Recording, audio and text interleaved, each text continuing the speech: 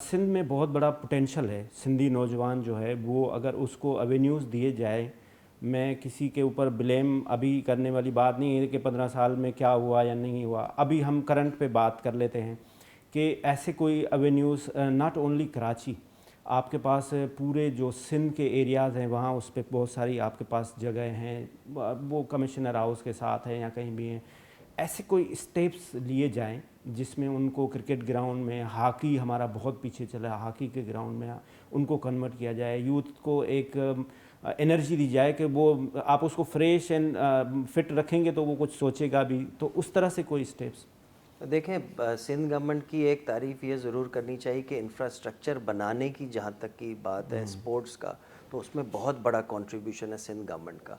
अगर आप देखें अक्रॉस सिंध इस वक्त ऑस्ट्रोटर्फ्स, क्रिकेट के grounds, athletic tracks, Hyderabad club आप जाके दे, उस हैदराबाद जो पब्लिक स्कूल हैदराबाद है उधर का जाके स्ट्रक्चर आप देखें। इसी तरह से सक्खर में अगर आप जाके स्पोर्ट्स का स्ट्रक्चर देखें जो अभी कंप्लीट हुआ हाल ही में, तो बहुत अच्छी फैसिलिटीज़ दी गई। लेकिन अनफॉर्चुनेटली पिछले 10 एक साल में ये होता है कि उसकी हैंडिंग ओवर थोड़ा पोरली हुई है।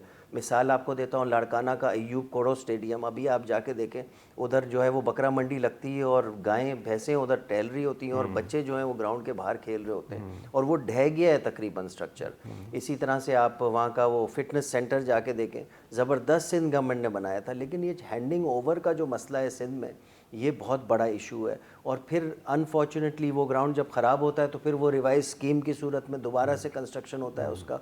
लेकिन हमारी कोशिश ये है कि अगेन इसी टेन्योर में हमने एक मॉनिटरिंग टीम बनाई है। दो इश्यूज़ हैं सिंध में, एक इंफ्रास्ट्रक्चर का हैंडिंग ओवर, कि वो सही लोगों को हैंड ओवर किया जाए ताकि उसको मेंटेन रख पाएँ और एक्सेस हो आम पब्लिक की।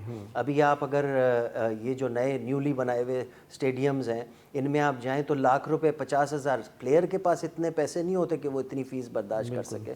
तो किसको आप हैंड ओवर कर रहे हैं। दूसरा बहुत बड़ा स्पोर्ट्स का सिंध का इशू है, वो है बोगस एसोसिएशंस। तो 4-4 रेसलिंग की बनी हुई हैं, 3 बॉडी बिल्डिंग की हैं, 2 हॉकी की हैं। तो जब एक ऑर्गेनाइजेशन की लेवल पे कन्फ्यूजन क्रिएट हो तो उसमें जो इफेक्ट ही होता है वो हमेशा स्पोर्ट्समैन होता है। वो सोचता ही रह जाता है कि मुझे किस एसोसिएशन में जाके खेलना है। फिर जब आप कोई इवेंट बड़ा कराते हैं तो फिर आपने किस एसोसिएशन को मानना है। तो उस पर भी मेरी कोशिश है कि मैं ऑर्डिनेंस बनाऊँ, एक कानून बना के जाऊँ, और एक मॉनिटरिंग कमेटी और एक हैंडिंग ओवर कमेटी हमने ऑलरेडी बना दी है। और बोगस एसोसिएशंस के खात्मे के लिए पहले मैं ऑर्डिनेंस लाना चाह रहा था, थोड़ा वो कॉम्प्लिकेटेड था।